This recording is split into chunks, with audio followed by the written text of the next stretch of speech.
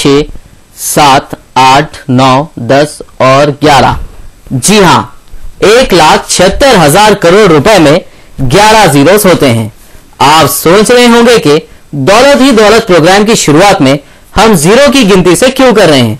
जनाब, इस फिगर का तो हर आमोखास चर्चा कर रहा है। इसी फिगर की वजह से ही मरकजी हुकूमत परेशान है और इसी फिगर की वजह से एक साबिक मरकजी वजीर को गिरफ्तार किया गया है। आप समझ गए ना, हम बात कर रहे हैं 2G स्पेक्ट्रम घोटाले की। अरे घबराइए नहीं, दौलत ही दौलत प्रोग्राम में हम उस घोटाले पर बात नहीं करेंगे। हम तो बात करने वाले हैं उन सियासतदानों की जो इतने करोड़ों का घोटाला करते हैं। आप ही अंदाजा लगाइए कि इन सियासतदानों के पास कितनी दौलत होगी। मैं मोहम्मद अब्दुल मोहसिन आपका खैर मकदम करता हूं और आपको ले चलता हूं उन सियासतदानों की दुनिया में जिनके पास दौलत ही दौलत है।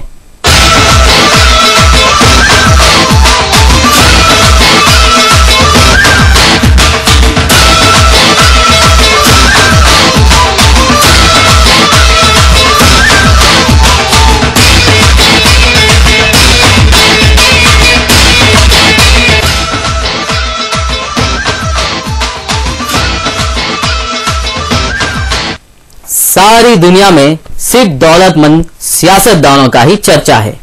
सियासतदानों के पास इतनी दौलत है कि वो कुछ बादशाहों से भी अमीर हैं और इनमें से कई सियासतदान अगर अपनी आधी दौलत भी खैरात कर दें तो उनके मुल्क के 1/4 गरीब कम से कम 1 महीना पेट भर खाना खा सकेंगे।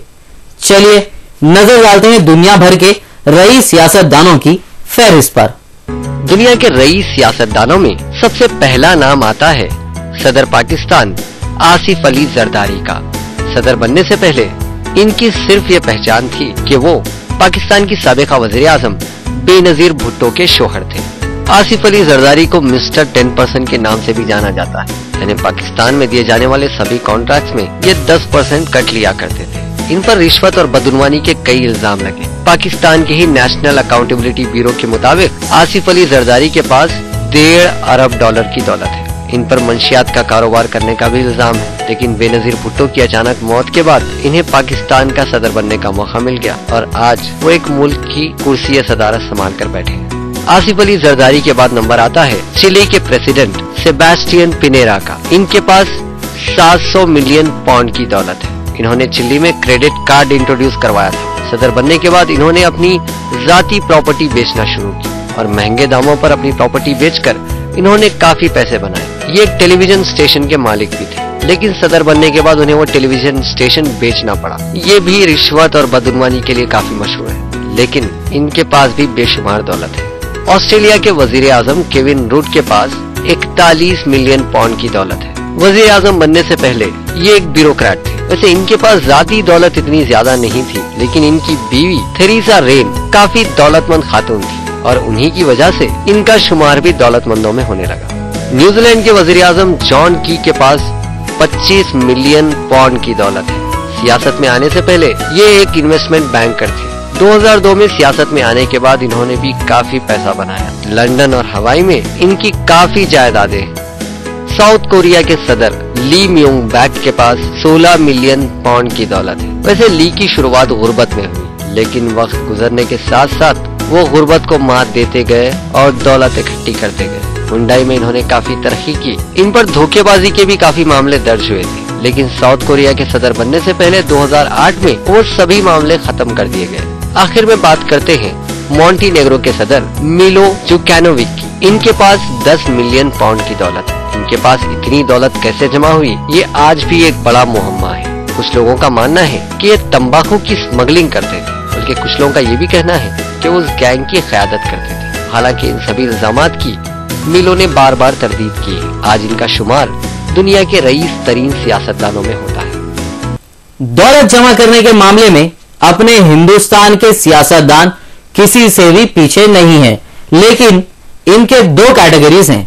इनमें कुछ ऐसे हैं जिन्होंने सियासत में आने के बाद बेशुमार दौलत कमाई है और ऑफिशियली उसका ऐलान नहीं करते हैं, लेकिन इंतखाबी खवानीन की वजह से कुछ लोगों को कम से कम अपनी जायज दौलत के बारे में बोलना ही पड़ा। हाँ, इनमें कुछ लोग जरूर ऐसे हैं जिनके पास सियासत में आने से पहले ही बेशुमार दौलत थी। खैर, चलिए देखते हैं अपने मुल्क के कुछ रईस सियासतदानों को जिनके पास दौलत ही दौलत है। हिंदुस्तानी सियासतदानों के पास बहुत दौलत है। लोकसभा के 543 अराकीन में से 300 अराकीन करोड़पति हैं।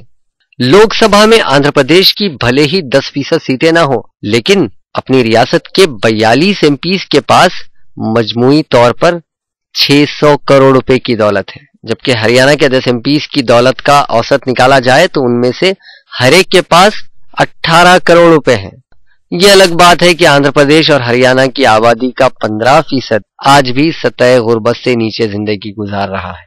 अगर हम मजमूई तौर पर देखें तो आंध्र प्रदेश के एमपीज पूरे मुल्क में रईस तरीन है और इनकी मजमूई दौलत 606 करोड़ रुपए की है। इनके बाद महाराष्ट्र का नंबर आता है जिनके एमपीज के पास 500 करोड़ की दौलत है। उसके बाद तमिलनाडु जिनके एमपीज के पास 450 करोड़ रुपए की दौलत है। उसके बाद मुल्क की सबसे बड़ी रियासत उत्तर प्रदेश जहां के 80 एमपीज के पास 400 करोड़ रुपए हैं और हरियाणा के सिर्फ 10 एमपीज के पास 181 करोड़ रुपए की दौलत है। अगर हम मजमूई तौर पर देखें तो मुल्क की 15 रियासतों के हर एक एमपी के पास 10-10 करोड़ रुपए हैं। इन रियासतों में राजस्थान, मध्य प्रदेश, बिहार, उड़ीसा, दिल्ली, गुजरात, आसाम, वेस्ट बंगाल, केरला, हिमाचल प्रदेश, मेघालय, झारखंड, उत्तराखंड, जम्मू एंड कश्मीर और अरुणाचल प्रदेश हैं। अपनी लोकसभा के 543 एमपीज की मजमूई दौलत 3000 करोड़ रुपए की है और इनमें से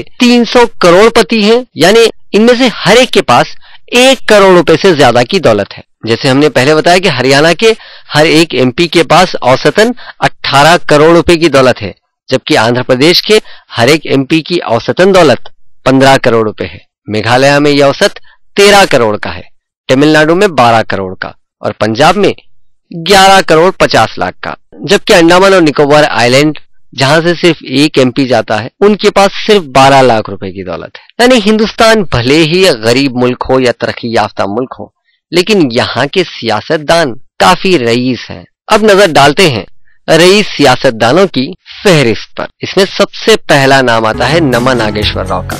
ये खम्मम से तेलुगुदेशम पार्टी के एमपी हैं और इनके पास 173 करोड़ रुपए की दौलत है। ये मधुकौन ग्रुप ऑफ कंपनीज के चेयरमैन भी हैं। इनके बाद बारी आती है नवीन जिंदाल की। ये जिंदाल ग्रुप के चेयरमैन हैं जो स्टील और पावर बिजनेस में काफी काम कर रही है। इनके पास 131 करोड़ रुपए की दौलत है। ये 2009 में हरियाणा के कुरुक्षेत्र कॉन्स्टिट्यूएंसी से चुने गए। तीसरे नंबर पर है लगड़ापट्टी राजगोपाल। इनके पास 122 करोड़ रुपए की दौलत है। भले ही अलहदा तेलंगाना के मामले पर ये टीआरएस से टकराते रहते हैं, लेकिन जहां कारोबार की बात आती है वहां ये सबके साथ समझौता कर लेते हैं। ये काफी कामयाब बिजनेसमैन है और लैंको ग्रुप इन्होंने ही कायम किया था। चौथे नंबर पर है नेशनलिस्ट कांग्रेस पार्टी के पद्म सिन्हा पाटिल। ये भी एक इंडस्ट्रियलिस्ट है और इनके पास 105 करोड़ रुपए की दौलत है। ये उस्मानाबाद लोकसभा सीट से चुने गए। उनके बाद 5वें नंबर पर है मरकजी वजीर प्रफुल्ल पटेल। हालांकि ये भी एक इंडस्ट्रियलिस्ट है और इनका तंबाकू का भी बड़ा कारोबार है, लेकिन ये काफी ज्यादा अरसे से सियासत में भी रहे। इनके पास 89 करोड़ रुपए है। 6वें नंबर पर आंध्र प्रदेश के ही सियासतदान है डॉक्टर जी विवेकानंद। इनके पास 72 करोड़ रुपए है। विवेकानंद विशाखा इंडस्ट्रीज के मैनेजिंग डायरेक्टर है और उनकी कंपनी सीमेंट और टेक्सटाइल्स का कारोबार करती है। ये पेद्दपल्ली आंध्र प्रदेश के एमपी है। 7वें नंबर पर है वाईएस जगन मोहन रेड्डी। इनके पास 72 करोड़ रुपए की दौलत है। ये भी एक इंडस्ट्रियलिस्ट है, लेकिन इनके मुखालिफिन के इल्जामात को सही माने तो इनके पास तो 10,000 करोड़ रुपए की दौलत है। 8वें नंबर पर 67 करोड़ रुपए के साथ उत्तर प्रदेश प्रतापगढ़ के एमपी राजकुमारी रत्ना सिंह है। इनका ताल्लुक अवध के शाही खानदान से। जाहिर बात है इनके पास दौलत तो होगी ही। 9वें नंबर पर है हरसिमरत कौर बादल। ये पंजाब के चीफ मिनिस्टर प्रकाश सिंह बादल की बहू है। इनके पास 60 करोड़ रुपए की दौलत है। 10वें नंबर पर है बारामती की लोकसभा एमपी सुप्रिया सुले। इनके पास 50 करोड़ रुपए की दौलत है। ये मरकजी वजीर शरद पवार की बेटी है। ये तो थी उन दौलतमंद लोगों की फहरिस्त जिन्होंने बाज़ाब्ता अपने दौलतमंद होने का इकरार किया।